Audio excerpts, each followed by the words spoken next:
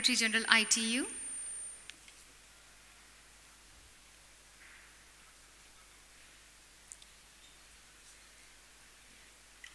His Excellency Mr. Zunaid Ahmed Palak, Honorable Minister of State for Post, Telecom and Information Technology, Bangladesh,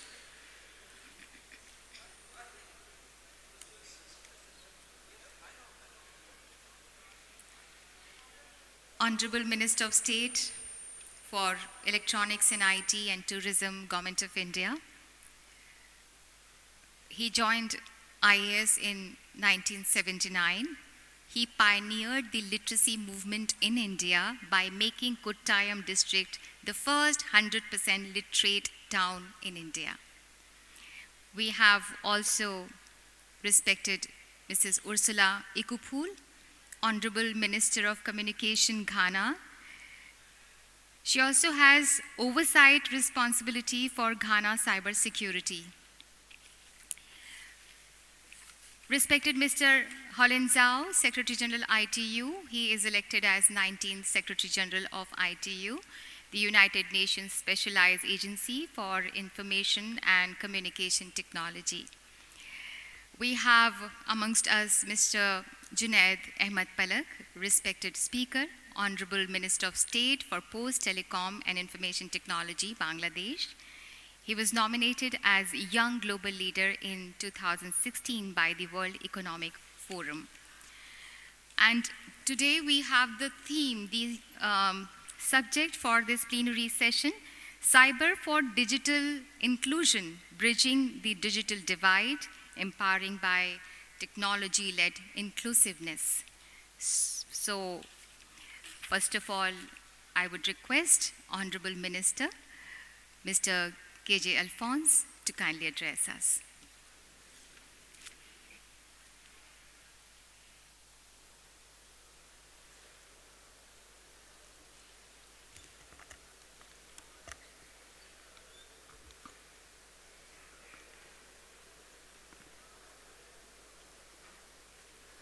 Honorable Minister of Communications, Government of Ghana, Ms. Ursula Owusu Ekuful, His Excellency, the Minister of State Minister for Information and Communication Technology, Bangladesh, Mr. Zunaid Ahmed Palak, distinguished Secretary General of the International Telecommunication Union, Houlin, Your Excellencies, ladies and gentlemen, it gives me great pleasure to be a host of this cyberspace summit here in Delhi as Minister of State for IT and Electronics and also as the Minister for Tourism. So, welcome to India. I hope you have a good time and to continue to have a great time in India. Well, the Honorable Prime Minister in the morning spoke about why he wants a digital revolution in India. In fact, today, India is witnessing the biggest digital revolution in the history of the world. Past 3 years. Why said the Honorable Prime Minister, his entire focus really today is to create a digital India? The answer is very simple: to give a voice to the voiceless, to empower people who have never been empowered, who are deprived in the history of India. So this is a single objective. He wants them to be part of India, to feel, to be part of India. And say, yes, we are citizens who have a right to equal wealth of this country. We have a right to jobs. We have a right to the marketplace. And we have a right, ultimately, to a dignified life. I mean, this is a key word, to a dignified life. Ladies and gentlemen, I do not want to repeat whatever has been said from morning, whatever has been done to bridge the digital divide, because this has been the topic of the Honorable Prime Minister's speech. After that, we had a very eloquent presentation speech by my senior minister, Honorable Minister for of IT, Mr. Ravi Shankar Prasad. After that, you had just now a presentation from my secretary in the IT department, Ajay Saini, and a distinguished panel. And of course, we have a very distinguished panel here going to talk about bridging the digital divide. I do not want to go into those issues and the numbers. I think India has done an amazing job. For the first time, it's given an identity to an Indian. And today, 99% of Indians have an identity, a unique identity. I mean, this is the biggest revolution in the history of the world, a biometric-driven identity. 1.2 billion people today, which is about 99% of people above the age of 18, have the Aadhaar card, which gives them, yes, the belief, yes, I am also participating in the development of India. I am also partaking in whatever benefits development is going to bring about. The Honorable Prime Minister believes that we have to grow, absolutely essential. We can't just distribute the wealth which is there and take care of everybody. Yes, we need to grow. But there is a bigger fundamental belief that the fruits of development must reach out to every citizen, to the last man out there. Now, this digital platform, ladies and gentlemen, India has created the mechanism to deliver that, the fruits of growth to people. Today, Aadhaar is driving the country. Before I go into technicalities and a few things which this government has done in terms of bringing a power to the last man out there, let me tell you a little bit about my experience, autobiographical. I became a minister just recently, just 2 months back. Before that, for 28 years, I was a civil servant, a bureaucrat in Kerala and partly in Delhi. I quit and I became a member of parliament in Kerala, in the state parliament, called the Legislative Assembly. And then I moved in here. Let me tell you one small incident which changed my life towards people, towards a citizen. This is when I was district collector of Kottayam in Kerala. Some of you may not know what is a district collector. A district collector is something like the equivalent of a governor of a district. He is a boss of the district looking after everything from law and order to development to ration cards to land matters to everything else he looks after. So I was a district collector of Kottayam from 1988 to 1991. One day, an 80-year-old lady, she walks into my house and she howls at me. She says, "Where were you? This is the third trip I'm making. You know, I can't get into a bus myself. I have to change the bus thrice on the way. I can't travel alone, so I have to ask help from a neighborhood girl. I came here twice. You weren't here. Where were you?" Imagine a citizen questioning the district collector. Now the punchline. She says, "Government is giving you a car. Why can't you come and see me in my village?" Absolute punchline like in a movie. I don't know what a lot of other bureaucrats around the world would have done. I smiled. In the evening, I told my wife that this semi-literate lady, 80-year-old who can't really walk, took a bus, changed bus 3 times, and came and met me, and she asked me a question, "Why can't you come and see me in my village?" Ladies and gentlemen, this question changed my life. I devised a mechanism of delivery system in my district, Kottayam, wherein I was taking the entire 1,000 people, officers of my district, starting with my superintendent of police, to everybody, every department, maybe 2,000 people, right down to the villages, and meeting this old lady, let me give her a name, Saraswati. We didn't just go like that. 2 months of preparation. We said, we will select these 2 panchayats, and the district collector and officials are going to come there on such and such a date, which is 2 months from now. File petitions regarding any issue which you have in the panchayats. We used to get 5,000 petitions on the average. After 15 days, I take it to the collectorate, I read it, and then I send it to my district officers with a covering letter saying, Dear SP, dear Superintendent of Police, here are 500 petitions about your department. Please inquire into this. I'm giving you 15 days and come to this particular school on such and such a date, such and such a time. And the rule is very simple. Whatever is asked must be given. If it's a ration card that the person has asked for, you can't say, come and collect the ration card tomorrow from the Taluk Supply Office. No, the ration card must be delivered there. If it's land title, the land title must be delivered there. Ladies and gentlemen, in one day we dispose of 5,000 petitions, eternal problems of the poorest of the poor who had no voice at all, they were solved. Ladies and gentlemen, this changed my life, and I said, this is exactly what the government is for. This is exactly what the Honorable Prime Minister of India, Mr. Narendra Modi, has announced. My government exists for the people. This government exists to deliver at the least cost to the last person out there, to the last man and woman out there, government services without they having to pay any money. India, so sorry to say, was one of the most corrupt countries in the ranking as per Transparency International's report. Within a year of coming to power, ladies and gentlemen, this Honorable Prime Minister of India has been able to wipe out corruption completely from Delhi.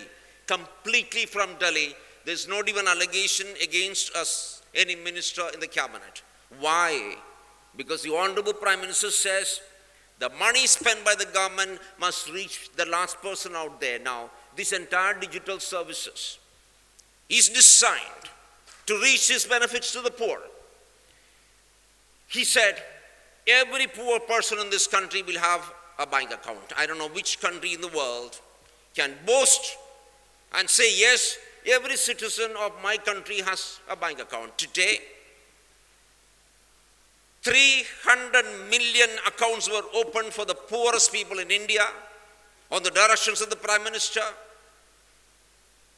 And a lot of people were critical. They said, sorry, this is a fake account. No money will come into this account. You know how much money has been transferred from the government directly to these poor people? $40 billion, sorry, I'm getting my numbers wrong. $40 billion have been transferred to the accounts of these 300 million people during the past 1.5 years. You know how much money the government has saved? There were a lot of middlemen taking away people's money. And that money, all these fake accounts have been now abolished, cancelled. The government have saved 57,000 crores, which is about $10 billion of people's money have been saved by a direct transfer of money to the poor people's account. Aadhaar, the greatest, the biggest biometric identification program in the history of the world. Today, 1.18 billion people in this country, ladies and gentlemen, has an identification card. Now, what is this card about? A lot of people would have said right in the beginning, what is this card going to do to you? Today, ladies and gentlemen, this identity card has been linked to the food, provision for food. What do you call the public distribution system which reaches food to the poorest of the people? Now, the Aadhaar has been linked, and today, all the fake cards have been eliminated. Today, the rightful people who are eligible to get food from the government today, they are getting the food directly right in their villages. Revolution. Ladies and gentlemen, cooking gas. About 300 million people in India don't have a proper home. They live in huts across the country, in the villages. How do they cook? They use firewood in their little huts. They use firewood and they get entrapped in this smoke, and what happens? A lot of them are affected by cancer. The Honorable Prime Minister said, sorry, the dignity of the woman of the house, of the lady of the house is most important for India.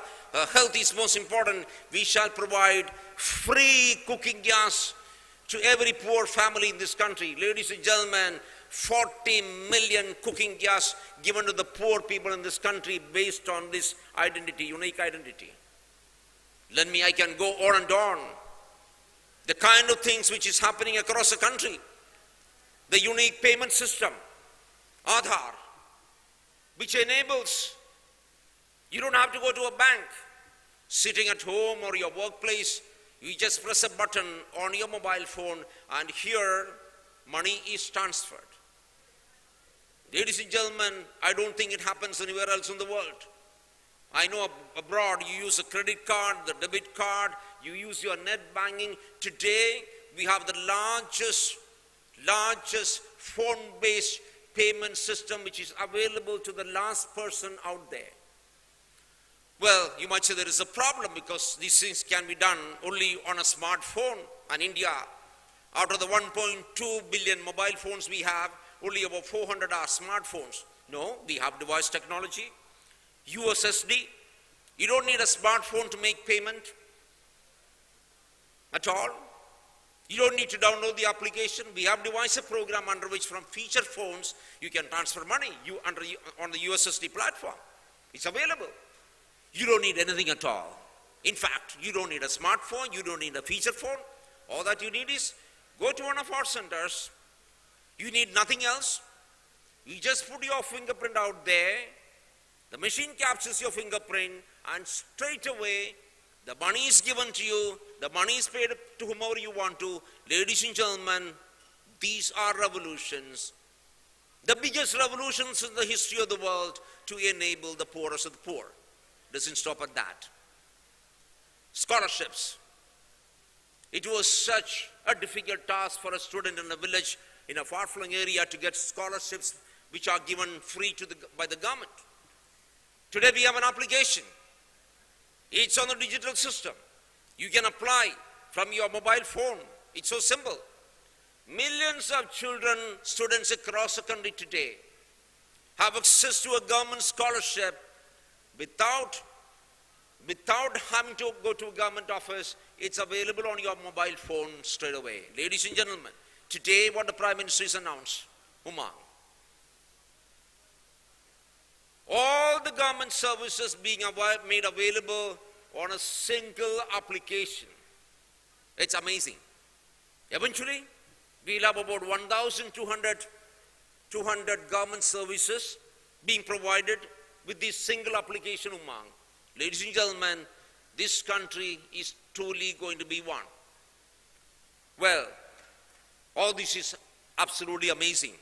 I think this digital revolution is going to create millions of jobs in this country. Ultimately, these are the things which matter to the Honorable Prime Minister, to this government. Ultimately, it's going to make life easier. As the Honorable Prime Minister said in the morning, the index of ease of living, is it going to get better for the citizen out there? Yes, the answer is very definitely yes. It's going to make it better.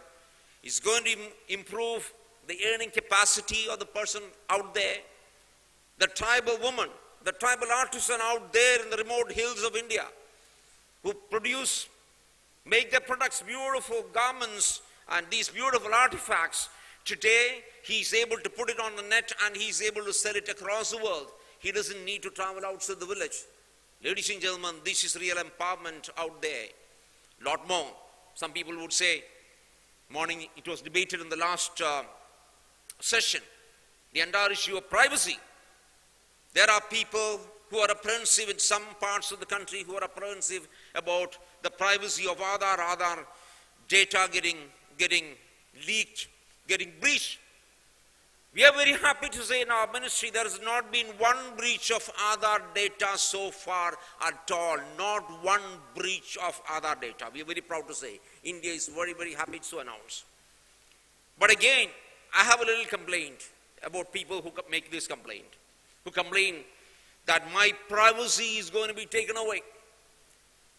A few months back, I was applying for a visa to visit a country. You know how many pages of information I filled in? I still have the copy with me. I filled in 10 pages of data to be given to a foreign government to get a visa to travel to that country, starting with where was my grandfather born? Where was my grandmother born?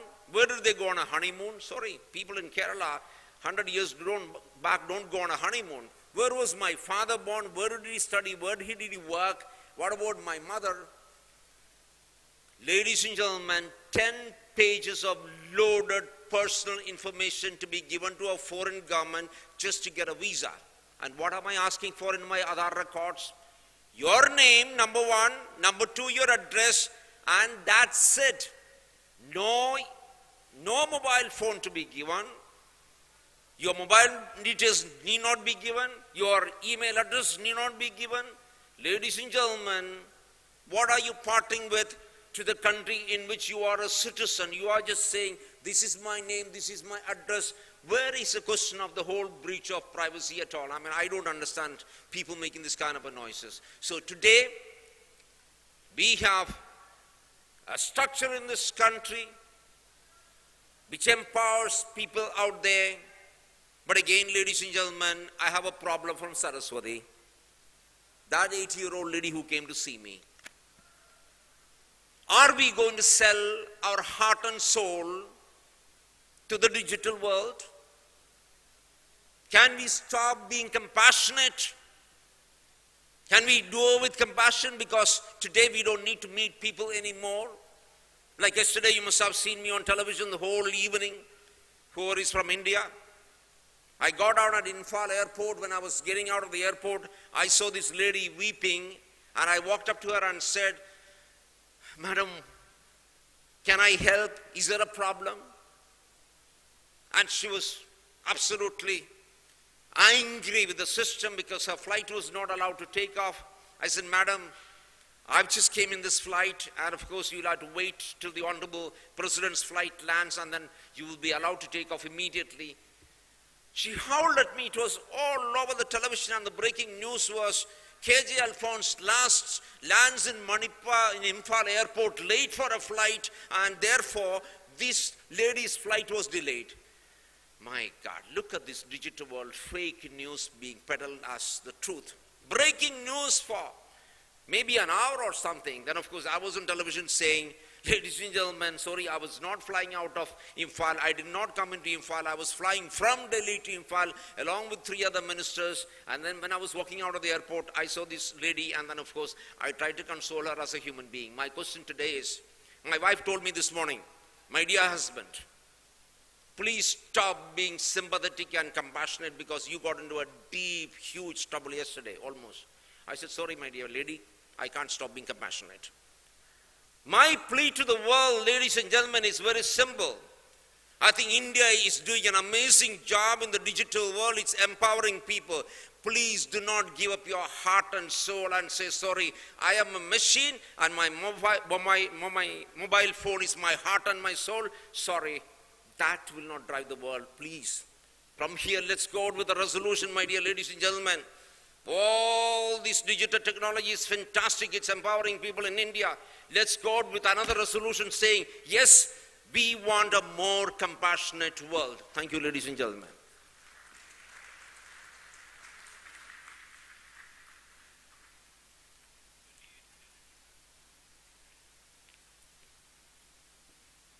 Thank you so much, Honorable Minister, Mr. KJ Alphons.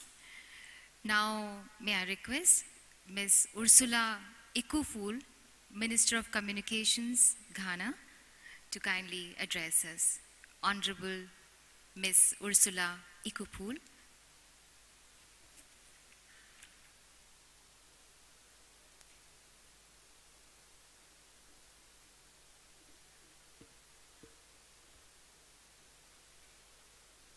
The Honorable Minister of State, Ministry of Electronics and Information Technology, Mr. Alphons, Kannanthanam.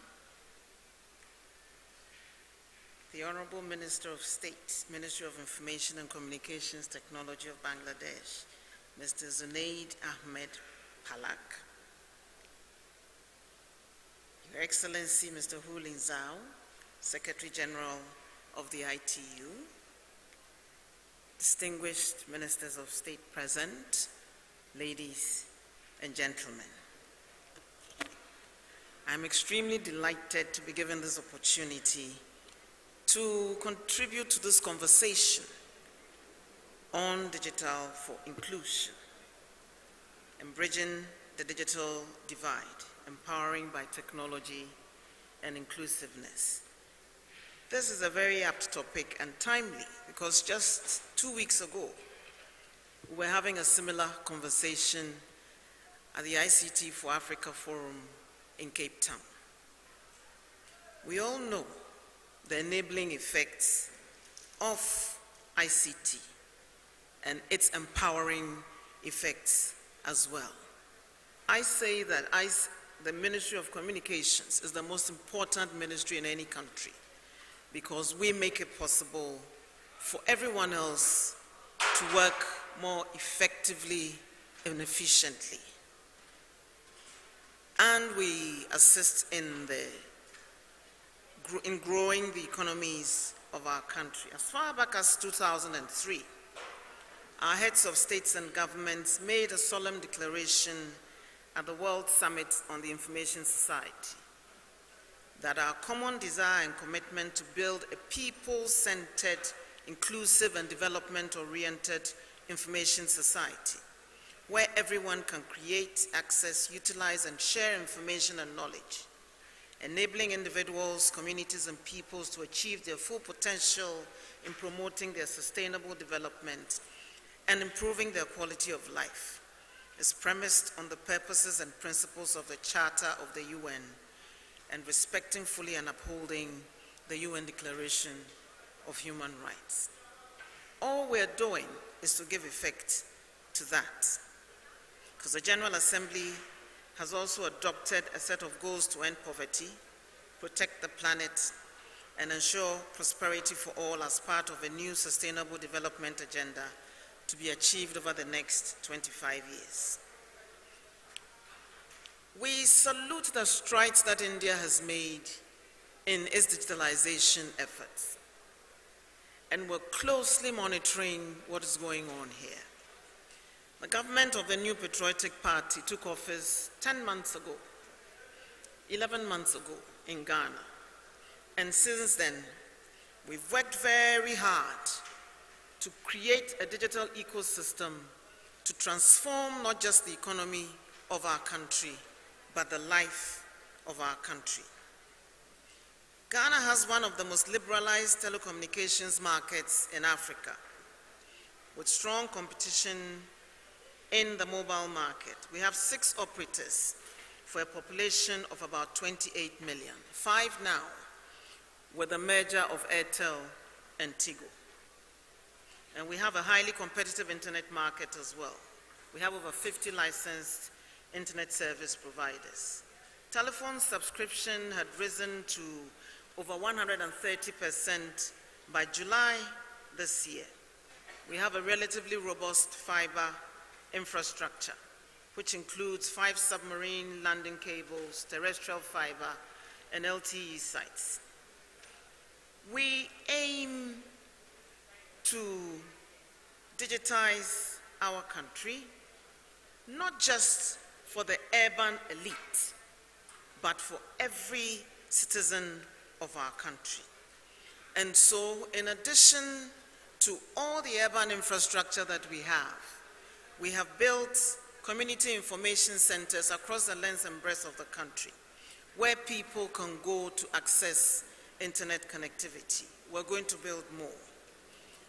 We also want to give life to our post offices and are transforming them into e-service centers where everyone can go to access internet services, even if they don't have connectivity themselves.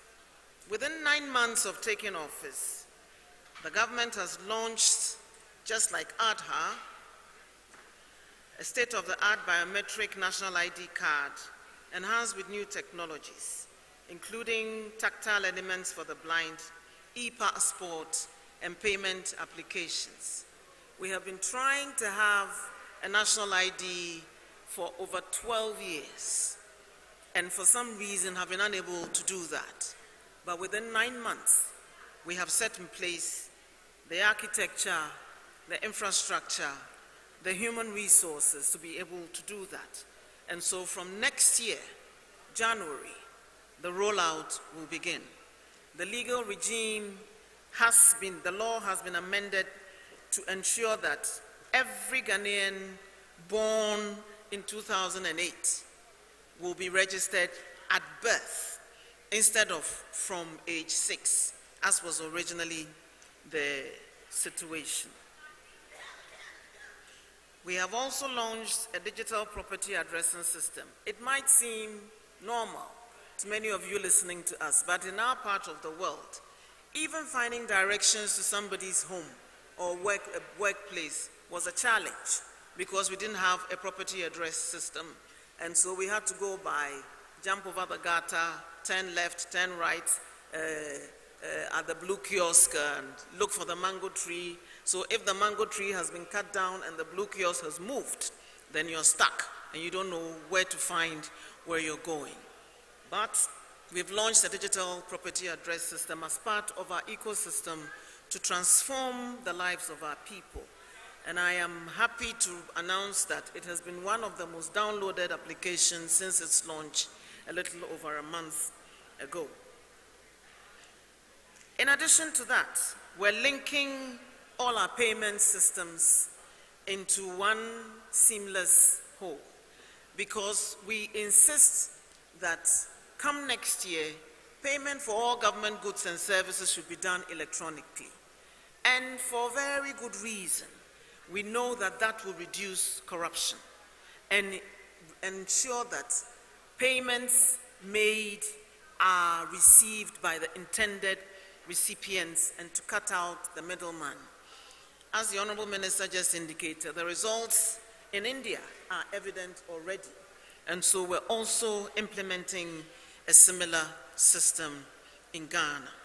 We know that if we can do this, we will transform the very lives of our people, reduce corruption, increase revenues to government, and make it possible that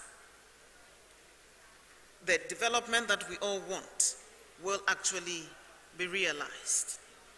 We're introducing a paperless port, which within 2 months of its operation has increased the revenues year on year that are generated at the port because it's cut out the middleman. We're setting up a robust e-governance architecture, which includes an e-immigration system, e-procurement, e-parliament, e-justice, e-cabinet, a safe city solution, and smart workplaces, among other initiatives, which are all at various stages of implementation. There's also a program to support the vibrant local startup ecosystem. And we've set up incubator hubs with the Accra Digital Center, which is providing shared workspaces, a plug-and-play grade A commercial office space for ICT businesses and business process outsourcing. We're also developing ICT parks, and I'm hoping we can deepen cooperation amongst ourselves through this visit here, South-South cooperation with India, so that we can learn from you and also scale up our efforts in this regard. But the sober reality is that all this infrastructure will not benefit 20% of our population who currently do not have access to data or telephone connectivity. We cannot leave anyone behind. And so we are determined to bridge this divide and ensure that the over 1,000 communities who currently are rural, unserved, and underserved, constituting about 5.4 million of our people, would also have access to this architecture that we're building to improve upon their agriculture, education, mining, tourism, health, and even peasant trading, the local trade, petty traders that we have will also benefit from improved infrastructure. And so we are addressing this through a program we have dubbed the Rural Telephony Project, and intend to connect the entire country within the next 3 years. It will extend mobile telephone services to all areas where access isn't currently available, and where existing licensed operators are unwilling or unable to extend their services for commercial or other constraints. We are actively promoting infrastructure sharing to reduce the capital outlay to enable our mobile network operators invest more in connectivity than in fiber. And so we're working to develop infrastructure companies that can provide the infrastructure for all the companies to co-locate on or to lease capacity on to extend their services to the entire country. We have a universal access service provider dubbed our Ghana Investment Fund for Electronic Communications, GIFIC. It works in close collaboration with telecoms operators, private sector partners, and equipment providers. And we are determined to do the entire connectivity of our country on a low-cost, high-efficiency solution to address the peculiar challenges faced in extending connectivity to remote locations. We're looking forward to even greater partnerships with everyone else who is interested in assisting us to achieve this goal that we are determined to have. There are growth and profits in this sector. And Ghana is not looking for aid. We're looking at a Ghana beyond aid. We're looking for profitable partnerships between the government, private investors, technology providers, equipment vendors, to ensure that we will create even more appetite for telecommunications products for all our people. Last year, one of our network operators worked with our universal access provider, GIFIC, to extend connectivity to 50 communities. They thought they were rural areas, and so they didn't provision enough capacity in anticipation of the demand. They realized very quickly that within 1 month of powering up their systems, that the capacity was used up. And that taught us all a very useful lesson that when we provide service to these communities, they will use it up, and the companies will profit from the usage that they experience in their networks and the uptake of their networks. And so all the other operators are also lining up to provide similar services. We're implementing a school connectivity project as well to equip selected deprived schools with computers and accessories and internet connectivity. We aim to scale up e-education through that. And we also have a satellite hub that we're using for this. During the first term of this current government, we were trying to implement a 1 laptop per child policy, but we weren't quite successful in doing that. This was about 10 years ago. 10 years on, we're revisiting this project and are determined to give every school child a device on which the curriculum will be loaded to provide an equal playing field, a level playing field for all our children, so that whether it is in the rural communities or in the urban areas, they would have the same opportunities. We are holding a Tech in Ghana conference, which has ended today, and that's part of the reason why I came in a little late, because we had to work on that yesterday. So I literally just arrived and walked straight in here from the airport. But there are lots of wonderful young people showcasing innovations during that conference, and we want to promote that. And the government will use its purchasing power to assist them grow their businesses in this area. We will give meaning to the free senior high school concept that we're currently introducing this year, and make sure that our children can compete. And so we will also teach coding at a very young age to all our school children to enable them to also move in the 21st century with their peers around the world. We are currently implementing a Digital for Inclusion project with a Danish company, and we're piloting it in 4 communities. And it is providing free Wi-Fi access to different kinds of communities, including very remote cocoa growing areas and peri-urban areas as well, to see which technology would work best.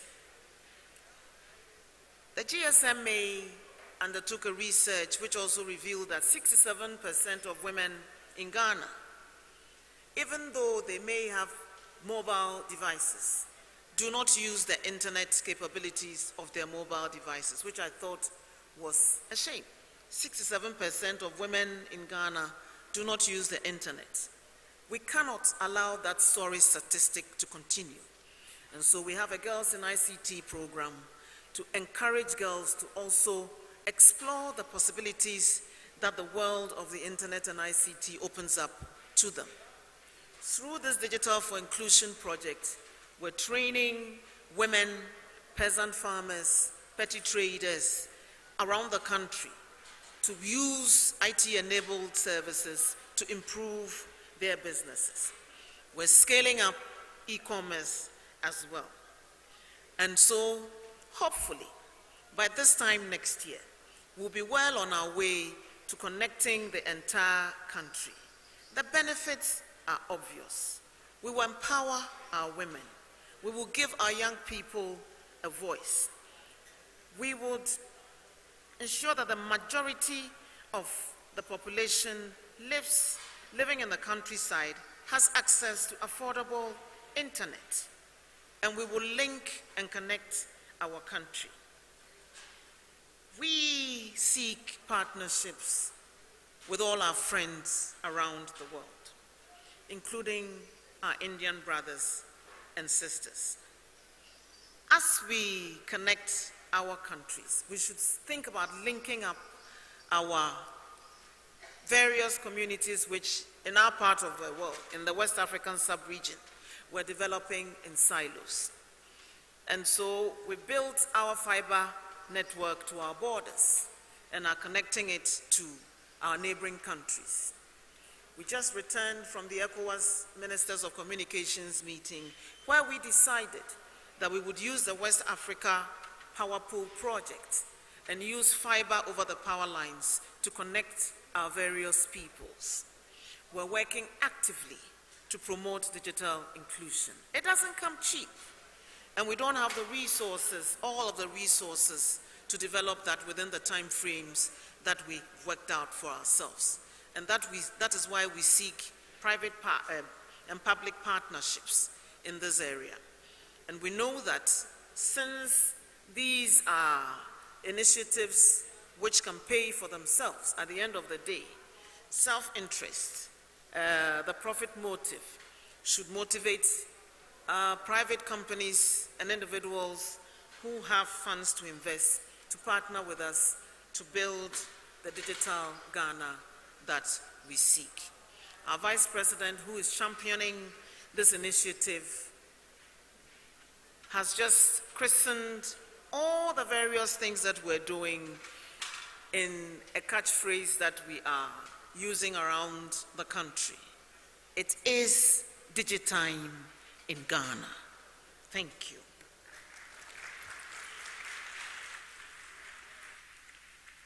Thank you so much, Madam.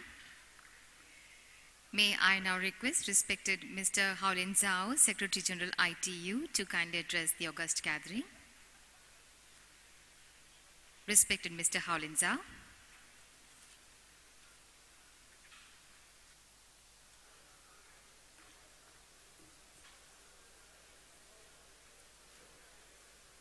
Your Excellency, State Minister of Electronics and IT of India, Excellency, Minister of Communications of Ghana, Excellency, Minister of IT of Bangladesh, my dear friend, Excellencies, ladies and gentlemen, good afternoon. It's a great pleasure to join you at this session. I have my speech, but I'd like to start with something from my comments to my fellow speakers on the podium. I think that Sri Alphons, State Minister of India, mentioned his experiences last night. In fact, last night I saw him on the screen when I met with Honorable Minister of Communications.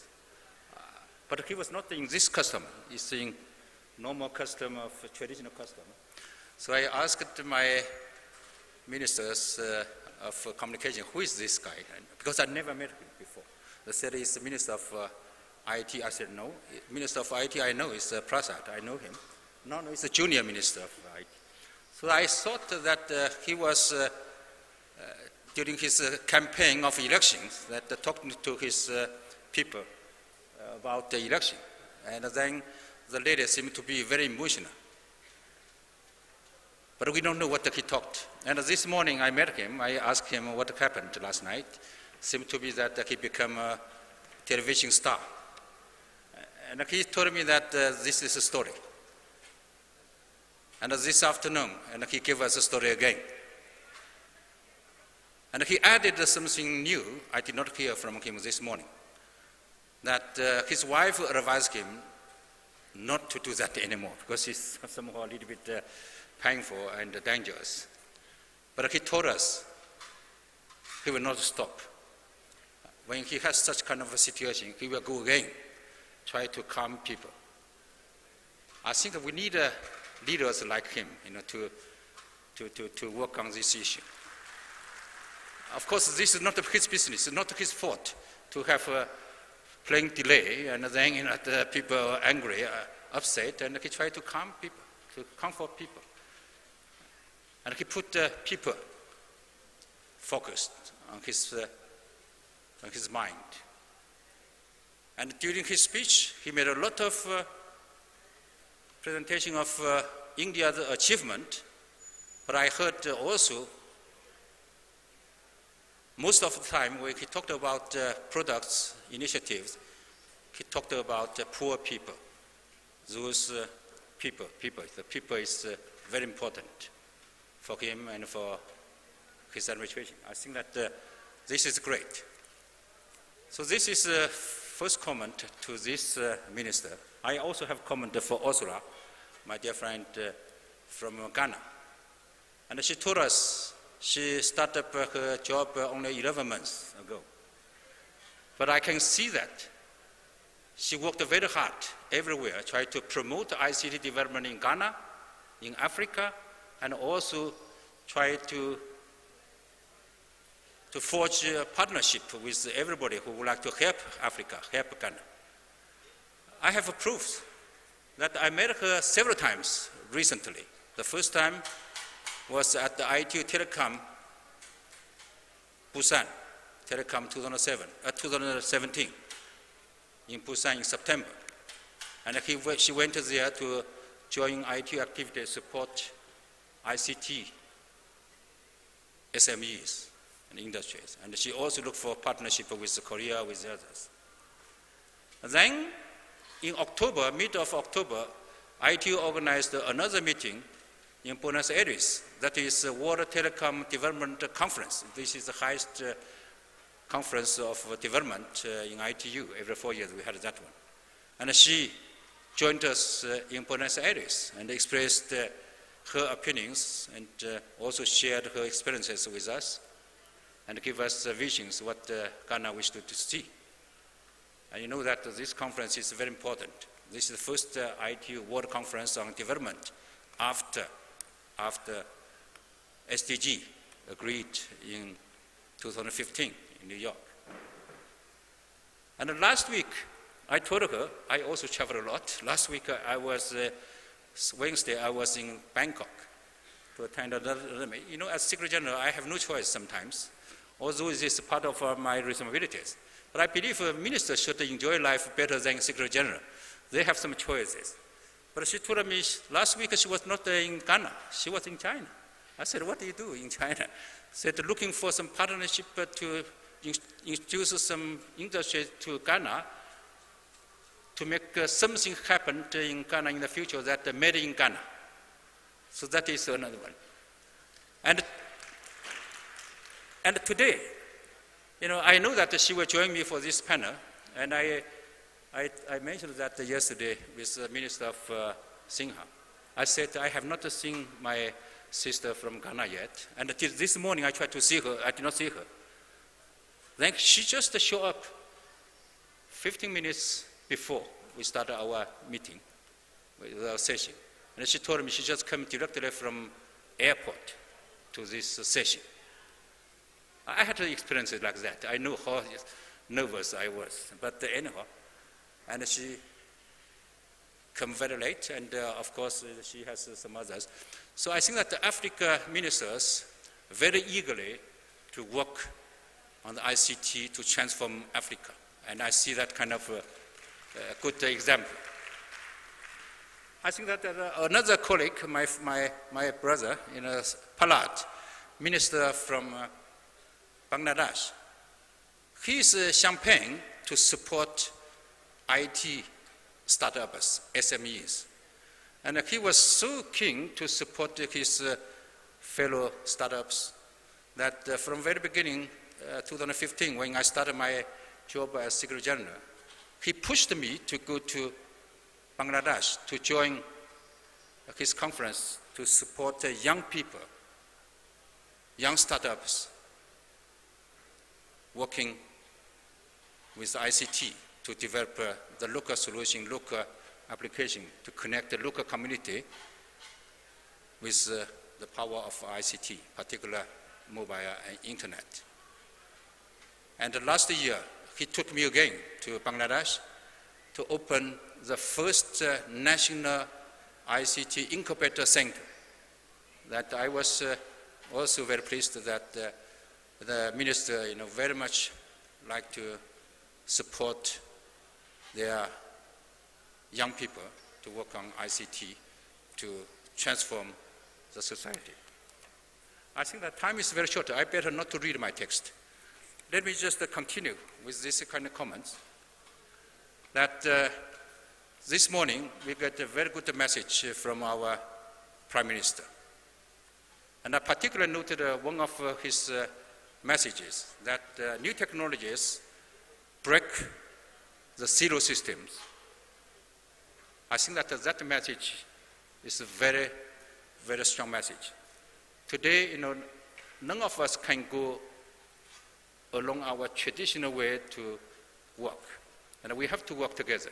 And the Prime Minister also highlighted the importance to work together. And the Prime Minister also offered his opinion that we have to work together.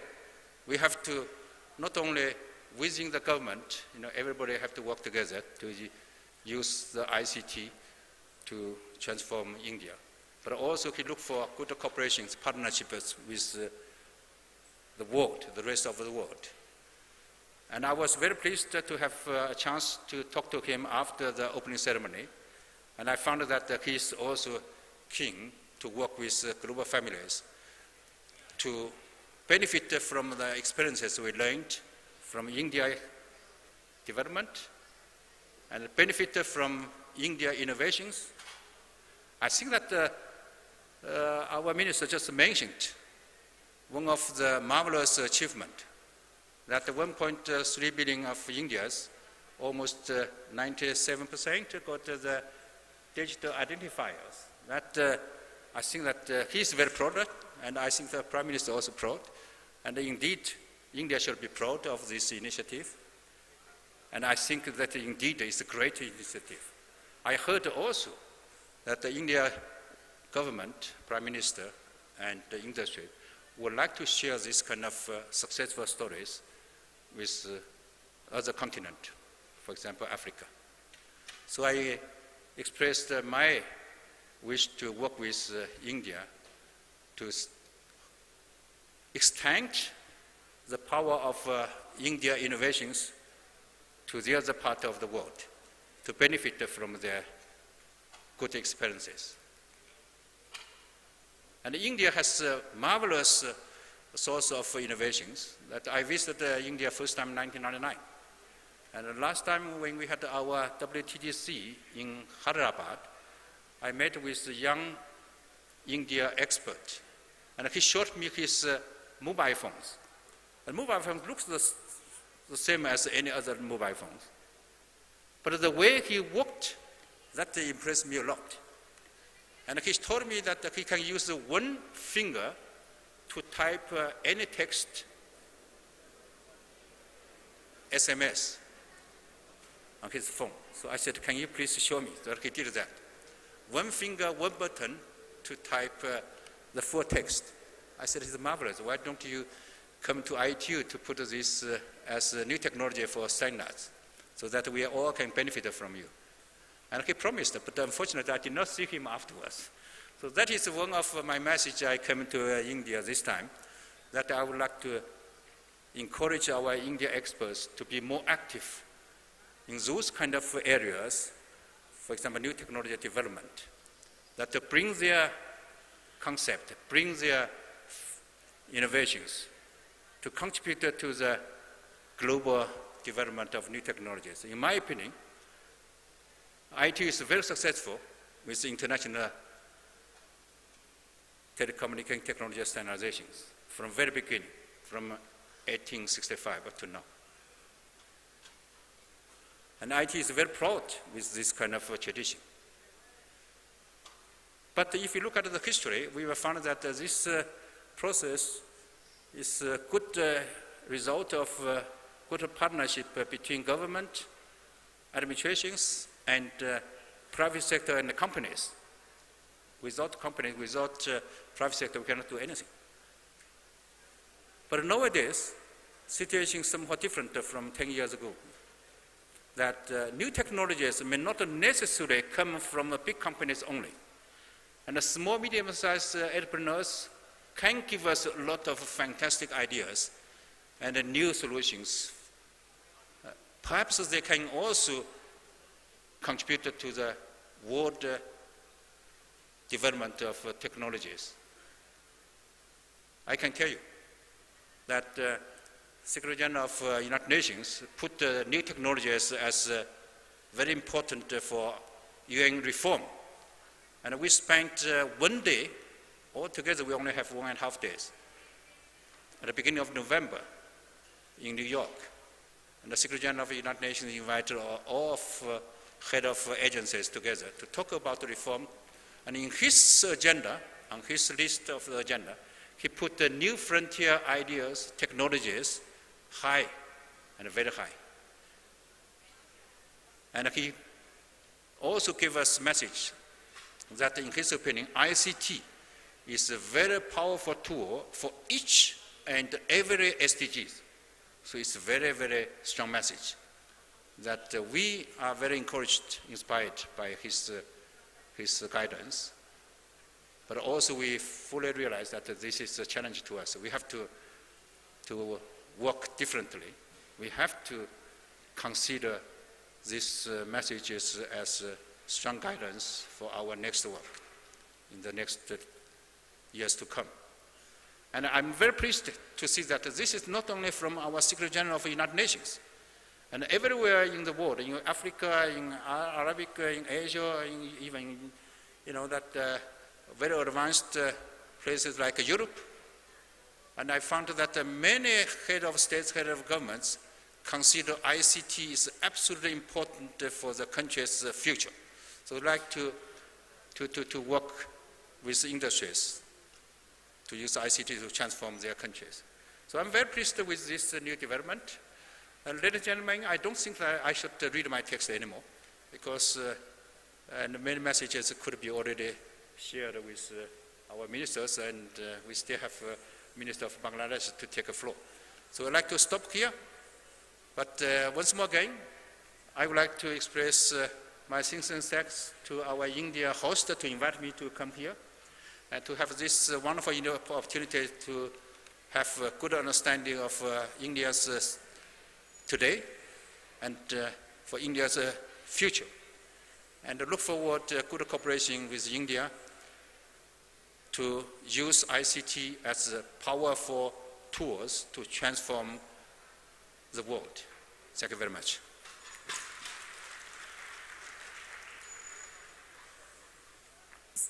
Thank you, sir. May I now request Honorable Mr. Zunaid Ahmed Palak, Honorable Minister of State, Bangladesh, to kindly address the gathering on this occasion. Thank you very much for having me here. I was thinking, why nowadays claps so less? Can you just tell me, anyone, why claps are so less nowadays? Because of digital devices. So how many of you have the smartphones? Can you raise your hand? Okay, many of you have raised 2 of your hands because you have more than one, right? And that is why you can actually give a round of applause with your one hand because you are busy with your smartphones.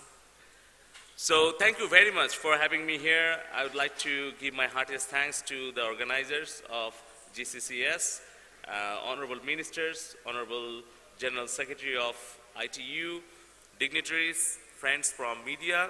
Good afternoon to you all. So first of all, I just wanted to draw your attention some of the challenges.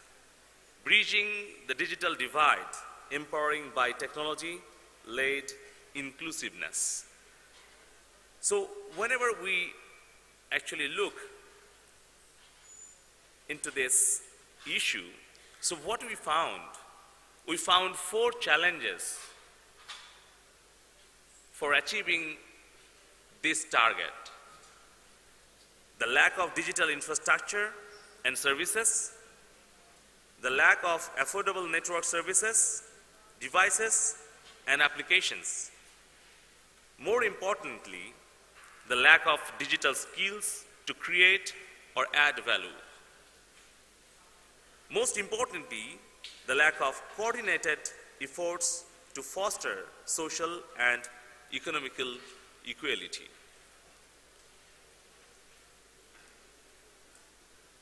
Ladies and gentlemen, in Bangladesh, in 2008, our Honorable Prime Minister Sheikh Hasina envisioned to build Digital Bangladesh by 2021. After her declaration, we got elected, and from 2009, we have started this journey towards Digital Bangladesh. Digital Bangladesh is not only a development agenda, it's a philosophy of revolution, and also we always try to consider our inclusive growth and development in the digital economy.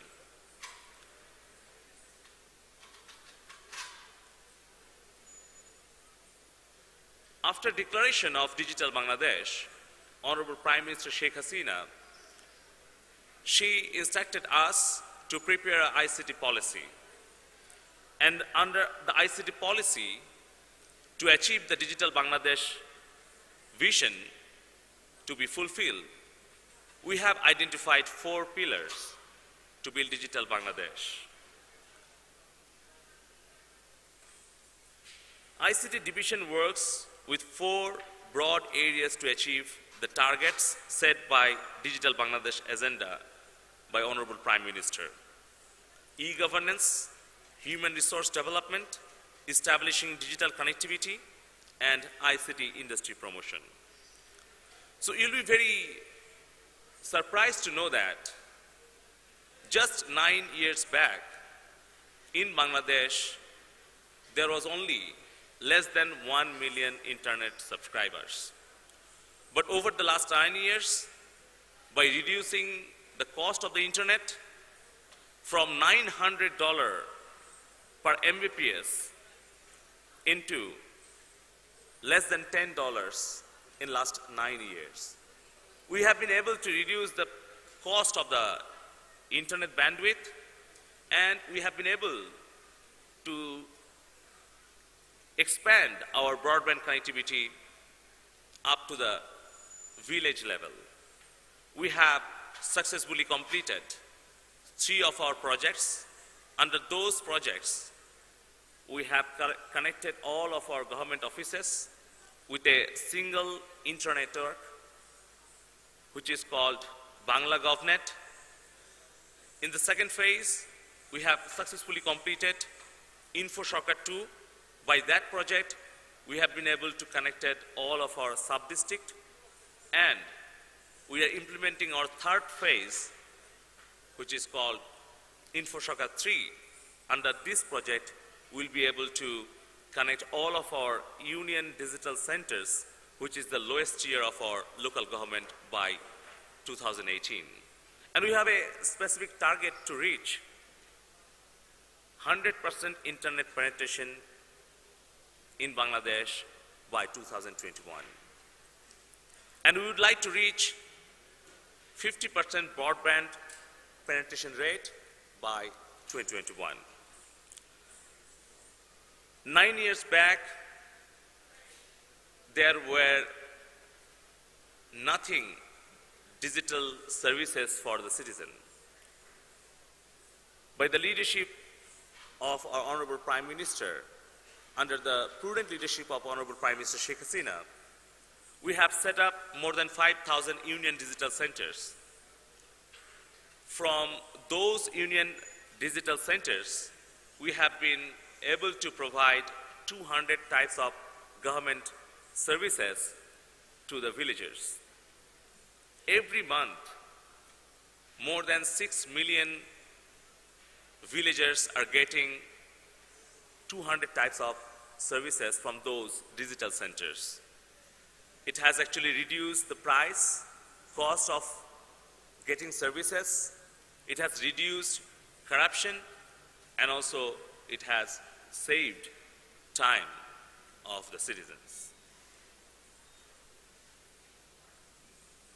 If you look back, in 2008, our ICT export was merely $26 million. From that small amount of export from ICT sector, we have been able to increase into $800 million ICT export by only last 8.5 years. And we have a specific target to reach $5 billion ICT export by 2021 from hardware, software, services, and R&D sector. You all know Bangladesh is a very young country. 70% of our total population who are below 35, and we would like to utilize them for developing digital economy. We have several projects to provide the training for our young students. In 170,000 educational institutions, we have more than 40 million students. We have made ICT as mandatory subject from class 6 to 12.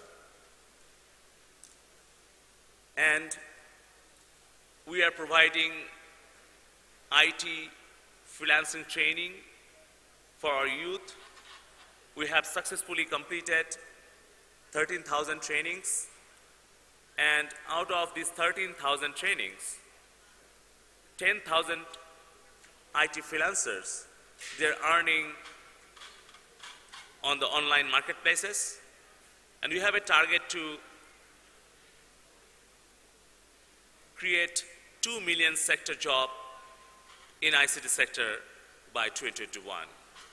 For achieving that target, we are building 28 IT parks across the country, and also we are really grateful to the government of India because we are also working to build 12 IT parks with the collaboration of Indian Exim Bank. And also, last of all, I would like to give some examples how we are trying to include our women and persons who are disabled or special kids. We have set up more than 6,000 computer labs at school levels. And also, we have introduced a new project that is Sustainable Development for Women through ICT. Under that project, we are providing training and we are offering internship for 10,000 women. We have been able to set up electronic shops for women at district and sub-district level, where all the e-commerce entrepreneurs are coming to buy and sell their goods sitting at their home. So with this, I would like to invite all of you to come and explore Bangladesh. We are organizing Digital World, one of the largest ICT summit in South Asia. It will be held from 6 December to 9 December. Our Honorable Prime Minister, Sheikh Hasina, she will inaugurate that ICT summit in Bangladesh. So, I'm inviting you to come and visit Bangladesh and explore the opportunities, and definitely I hope we'll be able to achieve the 100% internet connectivity for all the citizens of Bangladesh, and also we would like to secure all this cyberspace, and that is why we are planning to set up our National Cyber Security Agency. We have been able to set up our Digital Literacy Center. We are trying to aware our people how they can use productive use of internet and how they can get benefit from this cyberspace. So thank you very much. I wish this initiative will be more successful if we continue this dialogue, not only physically, but also we'll continue this dialogue in the virtual world. Thank you very much. Thank you so much, sir. And as a token of our immense respect, we want to present mementos to our guest speakers, honorable dignitaries on the dais. May I request Dr. Ajay Kumar, Additional Secretary in the Ministry, to please come up onto the stage and present a memento to the Honorable Minister of State, Electronics and IT and Tourism, Government of India, Shri K.J. Alphons.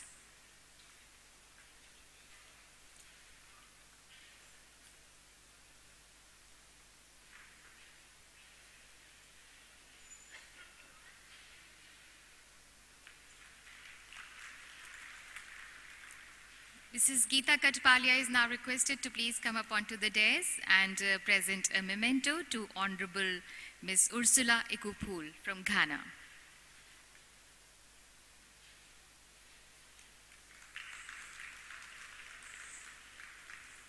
JS, Joint Secretary in the Ministry, Shri Gopala Krishna, I request you to please come up onto the dais and present a memento to respected Mr. Houlin.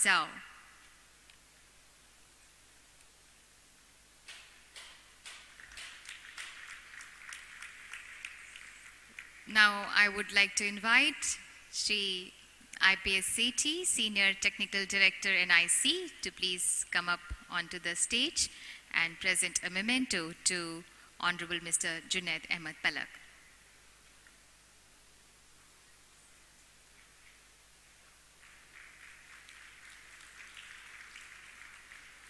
Thank you, honorable dignitaries on the dais, Honorable Minister of State, Electronics and IT, Mr. K.J. Alphons. Thank you so much for gracing the occasion, all the dignitaries on the dais. Thank you so much.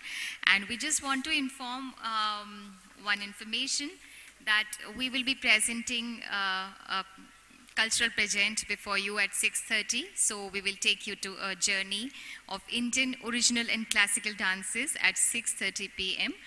And this journey will, of course, mesmerize you and leave you spellbound with its magic. And this will be performed by the young artists from Orissa and Bangalore. Thank you so much. See you tomorrow at 9:15. But today we have to attend the cultural event. So thank you so much. Namaskar. My name is Manisha Dubey. Meet you tomorrow again. Thank you. Namaskar.